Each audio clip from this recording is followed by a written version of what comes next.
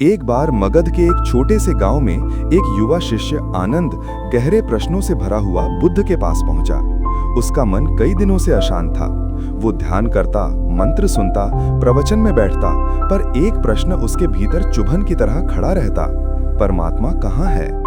उस दिन भोर के समय जब कोहरा धीरे धीरे उठ रहा था और सूर्य की पहली किरणें पेड़ों के पीछे से झांक रही थीं, आनंद बुद्ध के पास पहुंचा।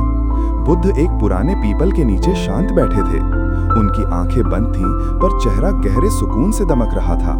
आनंद कुछ देर तक उनकी शांति को देखता रहा, मानो किसी नदी का स्थिर पानी उसके भीतर हिलोर मार रहा हो। आनंद ने अंततः धीरे से पूछा, भगवान, लोग कहते हैं कि परमात्मा सर्वत्र है, लेकिन मेरी आंखों को तो कहीं दिखाई नहीं देता। क्या वो किसी मंदिर में है, किसी पर्वत की चोटी पर, आसमान में, या किसी और लोक में छिपा है? बुद्ध ने धीरे से आंखें खोलीं। उनकी दृष्टि ऐसी थी जैसे किसी ने संसार को अत्यंत निकट से देखा हो और फिर उसे करुणा से सहला दिया हो। वो मुस्कुराए, पर सीधे उत्तर न देकर बोले, आनंद, आज मेरे साथ चलो। आनंद तुरंत उठ खड़ा हुआ। बुद्ध अत्यंत सरलता से पहले गांव की ओर चले। रास्ते में खेतों की ओर जाने वाली पगडंडी पर किसान हल चला रहे थे। एक बूढ़ी स्त्री अपने घर के बाहर मिट्टी के चूल्हे पर खिचड़ी पका रही थी। बच्चों का एक समूह तालाब के पास कंचे खेल रहा था। हवा में महुए की मीठी गंध थी। बुद्ध ने पूछा, आनंद, तुम इन लोगों को देख रहे हो? आनंद ने कहा, हाँ भगवान, लेकिन परमात्मा का उत्तर तो अभी भी नहीं मिला। बुद्ध मुस्कुराए, धैर्य आनंद। कुछ दूर चलने पर उन्हें एक वृद्ध व्यक्ति मिला जो लकड़ियां ढोते हुए हाँफ रहा था। बुद्ध ने बिना कुछ कहे वो भार अपने कंधों पर उठा लिया और उसकी सहायता की।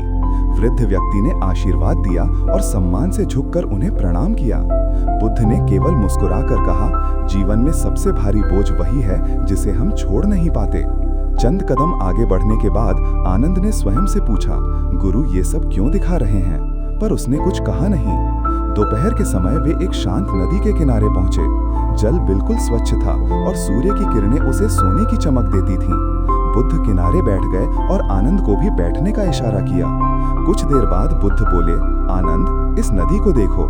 ये पहाड़ों से आती है, जंगलों से गुजरती है, पत्थरों से टकराती है, फिर भी शांत बहती है। क्या ये नदी किसी एक जगह ठहरती है? आनंद ने सिर हिलाया, नहीं भगवान, ये निरंतर बहती है। बुद्ध बोले, परमात्मा भी इसी धारा की तरह है। वह ठहरता नहीं, वह बहता है।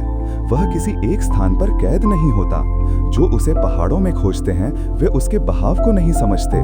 जो उसे आसमान में ढूंढते हैं वे उसके भीतर की गहराई को समझ नहीं पाते। परमात्मा कोई वस्तु नहीं, कोई रूप नहीं, वह अनुभव है। आनंद की आंखों में हल्की चमक उभरी, लेकिन उसका मन पूरी तरह साफ नहीं हुआ था।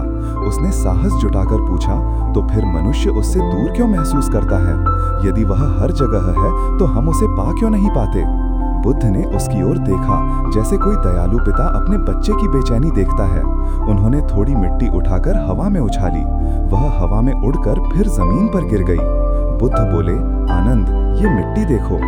हवा इसे जहां चाहे उड़ा देती है, पर जब मिट्टी पानी में गिरती है तो ठहर जाती है। हमारा मन भी ऐसा ही है। जब मन इच्छाओं की हवाओं से भरा हो तो वह इधर उधर भटकता है, और जब मन शांत हो जाए निर्मल जल की तरह, तभी परमात्मा उसमें प्रतिबिंबित होता है। आनंद ये सुनकर गहरी सोच में पड़ गया। कुछ देर बाद वे नदी किनारे ही बैठकर सभर भोजन करने लगे। पेड़ों की शाखाओं पर पक्षी चहचहा रहे थे। हवा धीरे चल रही थी, पर उसमें एक अजब सी गर्माहट थी, मानो प्रकृति भी बुद्ध के शब्दों के अर्थ को समझाने में मदद कर रही हो। भोजन के बाद बुद्ध उठे और थोड़ी दूर आगे चलने लगे। वहां एक पेड़ के नीचे एक छोटी चींटी पत्ती का टुकड़ा उठाए अपने बिल की ओर जा रही थी। उसकी चाल धीमी थी, पर वह रुकी नहीं। बुद्ध ने सड़क किनारे बैठकर उसे देखा और बोले, आनंद, क्या तुमने इस छोटी चींटी को देखा? आनंद ने कहा, हाँ भगवान, वह अपना कार्य कर रही है। बुद्ध ने कहा, ये चींटी भी कुछ खोज रही है, भोजन, सुरक्षा, जीवन, जैसे मनुष्य। पर वह अपनी खोज को बोझ नहीं बनाती, वह केवल चलती रहती है। मनुष्य भी चलता रहे, पर अपनी खोज में इतना उलझ जाएगा कि सत्य को पहचान ही नहीं पाएगा। आनंद ने पूछा, तो क्या परमात्मा को खोजने की आवश्यकता ही नहीं? बुद्ध बोले, खोजने की आवश्यकता है, पर बाहर नहीं, अंदर।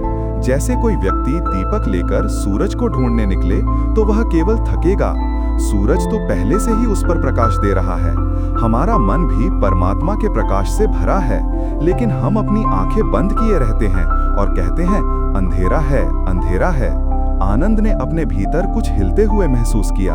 उसे लगा जैसे कोई भारी पर्दा हट रहा हो, पर बुद्ध ने अभी उत्तर को पूरा नहीं किया था। शाम होने लगी, आकाश नारंगी रंग से भर गया। बुद्ध और आनंद गांव की ओर वापस लौटने लगे। रास्ते में बुद्ध ने कहा, आनंद, परमात्मा को किसी मंदिर में सीमित मत समझो। वह ना आसमान में कैद है, ना पृथ्वी के किसी कोने में। वह इसी क्षण तुम्हारी सांसों में बह रहा है। जब तुम खुश होते हो, करुणा करते हो, मदद करते हो, शांत होते हो, तब वही तुम्हारे भीतर प्रकट होता है। आनंद की आंखें भर आईं। उसे लगा जैसे एक लंबी यात्रा समाप्त हो रही हो। उसने जितने भी प्रश्न पूछे थे, वे सब अचानक छोटे लगने लगे। बुद्ध की बातें उस पर ऐसे उतरी जैसे सूखी धरती पर पहली वर्षा।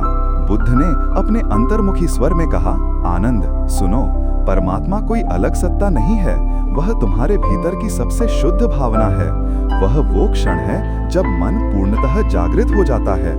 उसे बाहर खोजोगे तो वह कभी नहीं मिलेगा, भीतर देखोगे तो पता चलेगा वह तो हमेशा से यही था। आनंद ने गहरी सांस ली। हवा में मिट्टी और शाम की ठंडक की खुशबू मिली हुई थी। उसने महसूस किया कि बुद्ध के शब्द उसके भीतर किसी दीपक की तरह जल उठे हैं। उसे पुकार कर बुद्ध ने जो यात्रा कराई थी, वह केवल बाहरी रास्तों की यात्रा नहीं थी, बल्कि उसके भीतर के विशाल अनदेखे मार्ग की यात्रा थी। वह बुद्ध के चरणों में झुक गया और बोला, भगवान, आज पहली बार समझ पाया कि परमात्मा कहीं बाहर छिपा नहीं है, वह तो मेरी ही अनदेखी में छिपा था। बुद्ध ने उसका सिर सहलाया और कहा, जब ये बात जड़ तक उतर जाएगी आनंद, तब तुम देखोगे कि परमात्मा हर पत्ते में, हर प्राणी में, हर श्वास में मुस्कुरा रहा है। और उसी क्षण आनंद के भीतर एक ऐसी शांति उतरी जिसे वह शब्दों में नहीं बयां कर सकता था, पर वह समझ गया था कि परमात्मा कोई स्थान नहीं बल्कि अवस्था है और वह उसके भीतर ही खिल रही थी।